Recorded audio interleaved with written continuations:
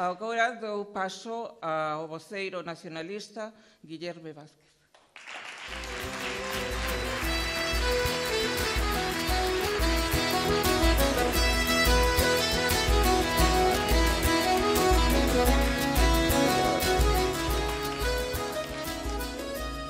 Bueno, boas noites a todas e a todos. En primeiro lugar, agradecerlles a súa presencia neste acto de presentación da candidatura do equipo do Bloque Nacionalista Galego que encabeza o compañeiro Pablo Villavar, un equipo e un compañeiro que está disposto naturalmente a gobernar Narón. Naturalmente, o próximo alcalde de Narón será Pablo Villamar. E a súa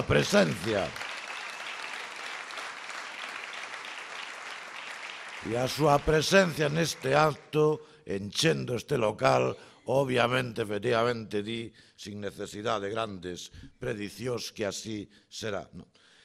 Este grupo de persoas que agora acabamos de escoitar algunhas delas, con nervios, pero con entusiasmo, con ganas de traballar, de dedicarse a resolver os problemas, pois naturalmente son xente que por estar comprometidas con Galiza, están comprometidas con Narón, están comprometidas con todos e todas vostedes.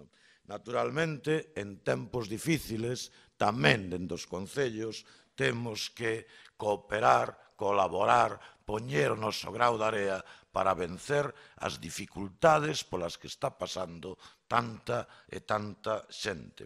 E, dende logo, nós con toda modestia, con toda humildade, sabendo que nos vamos a topar diante, pero a diferencia do que propón e di, por exemplo, o Partido Popular, que constantemente nos repite que nada pode facer frente á crise, o paro, os problemas da xente, nos decimos que sí se pode, con modestia, pero sí se pode, pouco ou moito, pero sí se pode, e a eso nos comprometemos. Naturalmente que a eso nos comprometemos. Estamos, como decía, con problemas para moita xente, paro, baixos salarios, agora, como sabemos, menos pensións. Eu teño que decir, e o digo con toda claridade, que o Partido Socialista fai a política da dereita, fai a política da banca, fai a política das grandes corporacións industriais. A dereita simplemente fai política. Como vostedes saben, hai un debate constante nos medios de comunicación que nos tratan de introducir nas nosas mentes esa cuestión tan curiosa. É que o Partido Popular non propón ningunha alternativa ao que fai o Partido Socialista. Pero como vai a propoñer algunha alternativa se a política do Partido Popular xa está facendo o goberno socialista? Esa é a cuestión.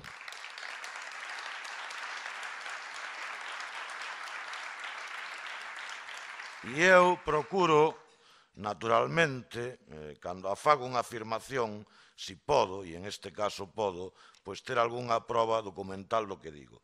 E eu estes últimos tempos estou utilizando unha carta que o señor Rodríguez Zapatero, en nombre do Partido Socialista, enviou a todos e todas vostedes, pois hai escasamente un ano e pico, con motivo das eleccións ao Parlamento Europeo. Nesta carta decía o señor Zapatero o seguinte: non é verdade, como pretende o Partido Popular e a dereita europea, que para que a economía se recupere sexa necesario facilitar os despedimentos, baixar os salarios e as pensións, desprotexer os desempregados e debilitar a educación pública e a sanidade. Pois unha tras outra destas cousas que decía o PSOE que eran a política da dereita é xustamente o que está a facer neste momento. Polo tanto, non exaxero cando digo que fai a política da dereita. É verdad que todas estas afirmacións as complementaba o tan da actualidade hoxe don Cándido Méndez. Non hai tanto tempo, unha entrevista en público nos decía: Zapatero se ha rendido a la economía especulativa. tiña razón. Tamén é certo que aquí falaba que nunca pasaría polo incremento da idade de xubilación aos 67 anos, pero bueno, eso xa son outras cousas, non?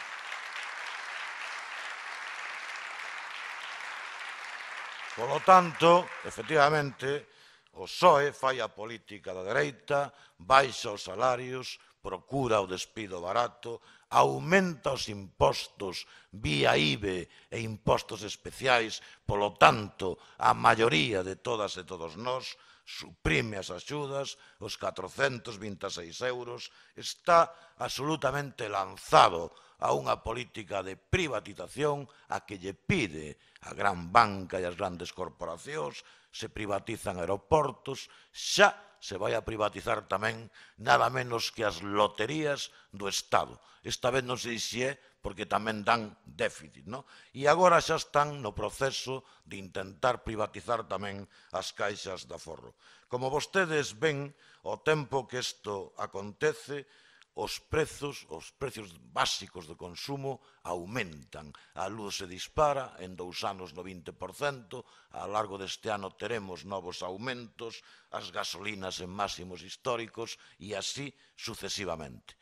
Esta política da dereita, o que está traendo como consecuencia é a baixa do consumo, a xente non pode consumir, máis alá de que se retraiga naturalmente porque non sabe que vai a pasar mañá ou pasado, pero máis alá deso hai menos cartos na man da xente, polo tanto, pequenas e medianas empresas non dan saída aos seus produtos, autónomos pecha un sí e outro tamén, e as consecuencias, polo tanto, é que nos meten nun círculo vicioso.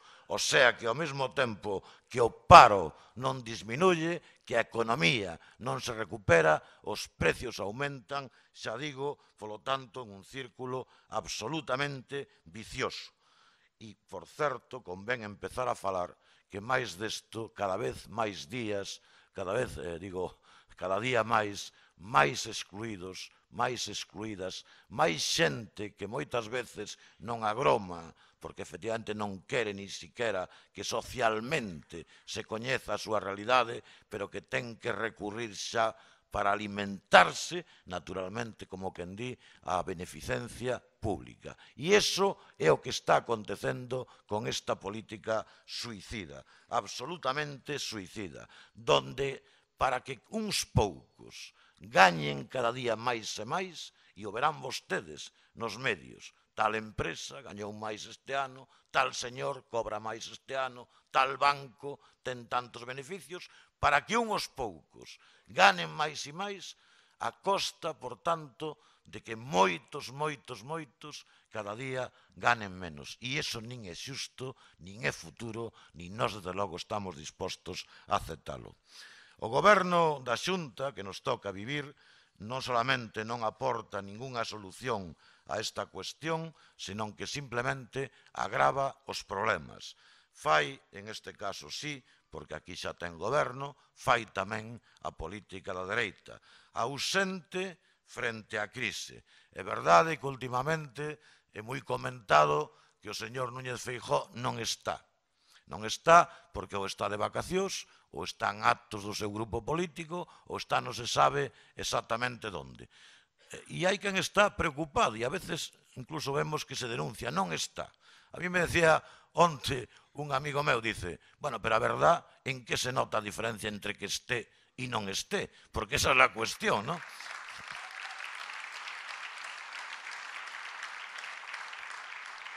Porque a realidade é que despois de 2 anos de goberno do señor Núñez Feijóo, eu quero que vostedes fagan un exercicio plantexándose a hipótese de que hoxe fose oposición ao Partido Popular en Galiza e o goberno estivera conformado por outra ou outras forzas políticas. Ustedes calculen mentalmente ou pensen que estaría dicindo en este momento o Partido Popular. Estaría remetendo día sí, día tamén contra o goberno da Xunta porque non solucionaba o paro e os problemas deste país. Ben, o señor Núñez Feijóo, sendo candidato, prometeu rematar coa crise deste país en 45 días. Eu digo sempre que non lle pedimos tanto, simplemente que coopere, que faga algo máis que efectos xacobeos e visitas papais para recuperar a economía deste país. Algo máis.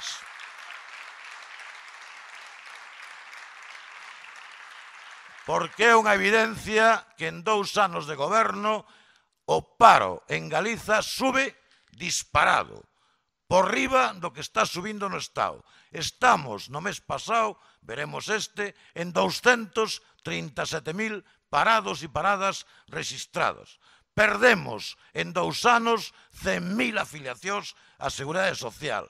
Neste país sigue cada ano emigrando 30.000 persoas e a consecuencia é que este país se despoboa, perde demografía, esmorece. Pero como poden entender, naturalmente, se a gran política do Partido Popular é atacar o idioma galego, preocuparse polo uso dos pinganillos no Señado, saír dicindo que lle parece excesivo o uso de galego, naturalmente, excesivo lle parece ao señor Núñez Feijóo. Unha compañeira nacida en Chequia lle pode dar unha lección de dignidade ao presidente da Xunta. Aquel non ten. Polo tanto, desviando, polo tanto, fondos da sanidade pública para beneficio privado facendo hospitais e, dende logo, eso sí, a nivel impositivo, colocándonos a todos e todas canon da auga. É dicir, que a partir de agora, xa sei que non o van a aplicar antes das municipais, será despois, a partir de agora pagaremos tamén pola traída particular que teñamos polo uso da auga dos pozos que paguemos. Por suposto, tampouco lle van a descontar o consumo eléctrico. Pagarán el eléctrico, mas naturalmente o canon do Partido Popular. Pero é evidente que non estando e non preocupándose, e xa non me vou a referir a lácteo, pesca, etc., simplemente unha cuestión ben cercana que vai a ter a repercusión que vai a ter, como é a aplicación dese decreto do carbón, e cada día máis cerca a súa aplicación, polo tanto, que vai a crear problemas maiores no que hai, miles de desempregados. O día a Xunta de Galiza xa sin rubor, non? Pero claro, preocupándose como se preocupa, facendo aquí presunta oposición, votando en Madrid a favor do decreto do carbón, sexa no Congreso e no Senado, non poderemos, naturalmente, tirar para adiante. En calquer caso, amigos e amigas, frente a todo isto, aquí está o Bloque Nacionalista Galego, aquí está o nacionalismo galego. Na mentras uns pechaban un acordo, unha traición en Madrid sobre as pensións, sobre o retallamento das pensións, o nacionalismo político e sindical, o Bloque Nacionalista Galego, e con el moitos de vós, onte enchíamos as rúas das cidades e vilas de Galiza dicindo que non, que non, que non. Porque ese retallamento das pensións é injusto, é injusto. Ou acaso non sabemos de que cuantía de pensión falamos? Non sabemos que no noso país se cobran pensións de 500, de 600, e dai para arriba poucas euros ao mes. Non sabemos que no noso país se cobran pensións por baixo da media do Estado. E, ademais, é un retallamento injustificado. Por moito que repitan 1000 veces unha mentira, como nos tempos de Goebbels, como Goebbels decía, non se convertirá en verdade. Porque o sistema da Seguridade Social, o sistema público das pensións, non ten neste momento ningún problema. Non só ten superávit en este momento, 65.000 millóns, senón que o ano pasado, no 2010, co 20% de paro no conxunto do Estado, volveu a ter superávit de 2.326 millóns de euros. Eso sí, con 8.000 millóns de euros de pagos aplazados á Seguridade Social por parte das empresas. É inxustificado. A única xustificación que ten é retallar as pensións públicas para que se aumenten os fondos privados e, polo tanto, outra vez, para que a banca siga tendo máis cartos que a que seguir, por certo, dominándonos e tomándonos literalmente o pelo a maioría dos cidadáns. Polo tanto, o acordazo de onte entre PSOE, COE, Comisiones, UGT e tamén, pola boca pequena, o Partido Popular, pódeno celebrar. Que levanten a súa copa seguramente chea de cicuta, porque isto non é máis que unha traizón, unha puñalada á maioría social. Conseguiron, de unha vez por todas, facernos felices. Por fin, xa, a que queríades todos, por fin poderemos xubilarnos aos 67 anos. Unha demanda de toda a población. Por fin... Sí, sí.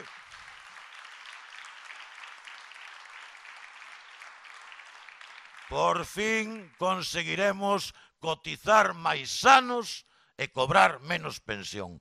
Que sí, que esa é unha demanda efectivamente do pobo galego, por suposto do pobo español. Pois o conseguimos. Pero mira, amigos e amigas, onte había miles de persoas nas rúas. Hoxe hai máis xente de acordo con nós que onte. Hoxe moita xente está botando as súas propias contas. Hoxe moitos agachan a cabeza por non ter tido a valentía de onte estar. Nós, dende logo, non vamos a parar frente a estas medidas antisociais. Esperámolos, agardámolos nas próximas movilizacións. Porque unha de dúas, ou nos movemos ou seguirán avanzando. E eu xa sei que vos dirán que as movilizacións non serven para nada, que non se consiguen os obxectivos. Vos fixádevos quen vos di.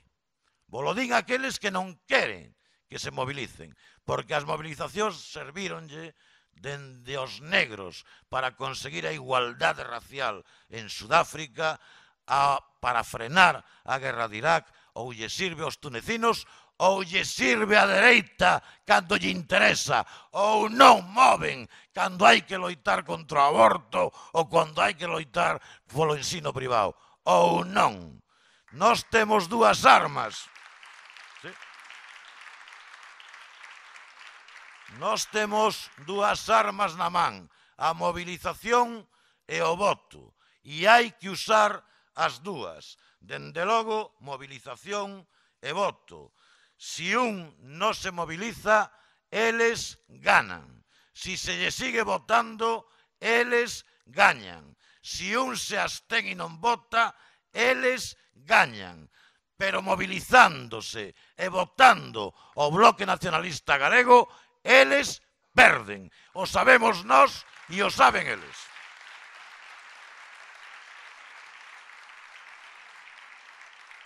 Agora, como vos decía, tamén queren ir a polas caixas. Unha vez máis, serei absolutamente breve. Nós demos a batalla contra o primeiro intento. Freamos o intento de privatizar e quitar o centro de decisión das caixas no noso país, dende logo facendo a fusión das caixas. Contra a opinión de moitos, a fusión das caixas. Dende logo, en ese momento, o dixemos, e calquera pode ir ás hemerotecas, dixemos que tiñamos ganado un asalto, pero non tiñamos ganado a batalla, que a perigo seguía estando aquí. Agora, despois de Frobs, de Lorcas, etc., o goberno, seguindo os dictados do Fondo Monetario Internacional, dende logo da banca, cambia as reglas para intentar, dende logo, facerse co aforro galego.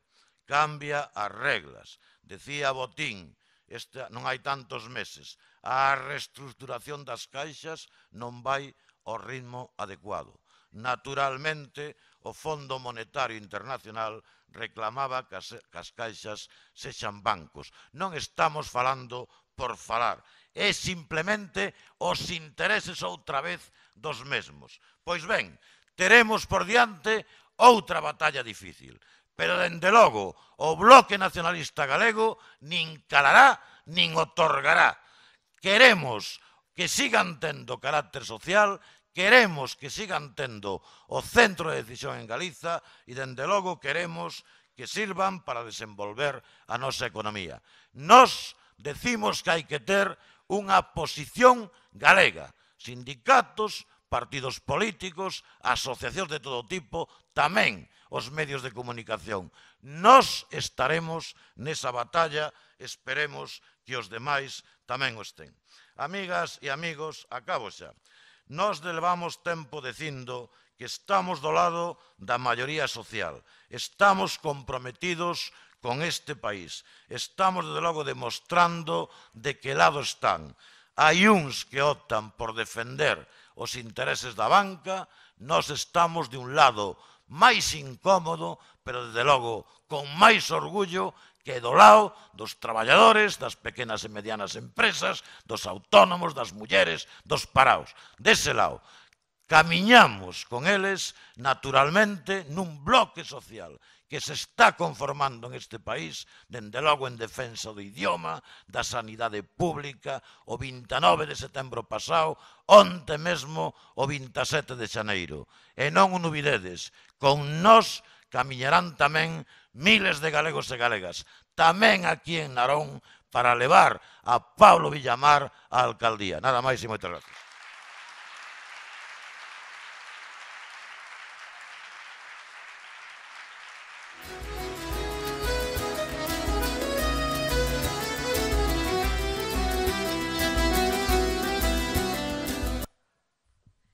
A continuación, antes de escoitar a Pablo, imos ver un vídeo sobre o seu labor.